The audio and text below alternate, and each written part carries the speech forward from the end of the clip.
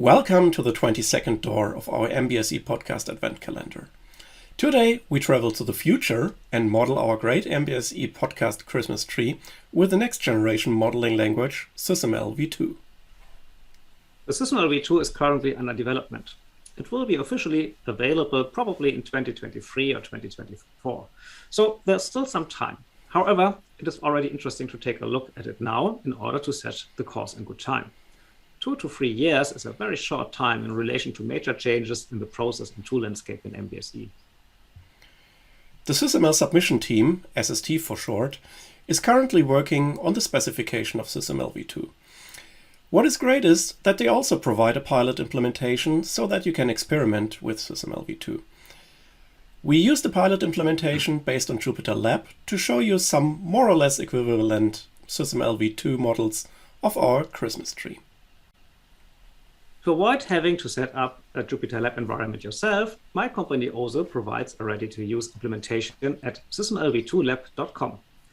Here you will find a general introduction to SysMLv2, the current state of the specification, and many examples. You can also create your own models and play around with them, but be aware. From time to time, the server will be restarted and all files will be lost. If you want to save your models, you have to download them manually. We have already uploaded our Jupyter notebook for the MBSE Podcast Christmas Tree. SysMLv2 offers a textual notation in addition to the graphical notation known from SysMLv1. To create the models in the pilot implementation, one has to use the textual notation and then can generate the graphical notation automatically. Later, there will probably be graphical editors for SysMLv2 as well. So let's have a look into the Jupyter Lab.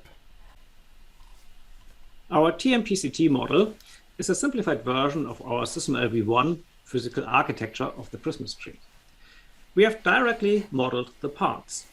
They have no explicit type here. Simplified in SysMLv1, it would mean to define part properties without blocks. What works in SysMLv2, but not in SysMLv1, is that the parts can also define structures themselves. As you can see here, for example, with the part tree, which defines the trunk, the branches, and an attribute for the height of the tree. If no type is defined, however, a type from the system library of SysMLv2 is implicitly set in the background. Also, a part always needs a context.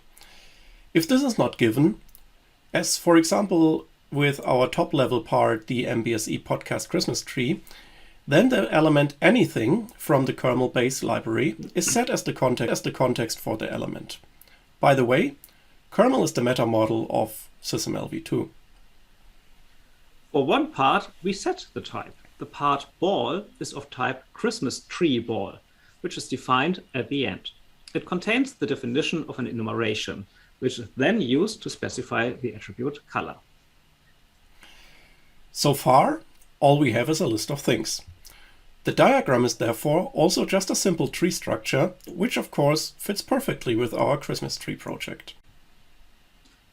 The graphical notation of SysMLv2 is very similar to SysMLv1.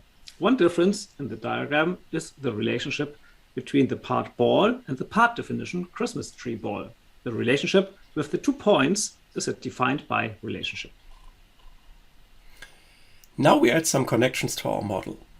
For example, we use simple connection relationships.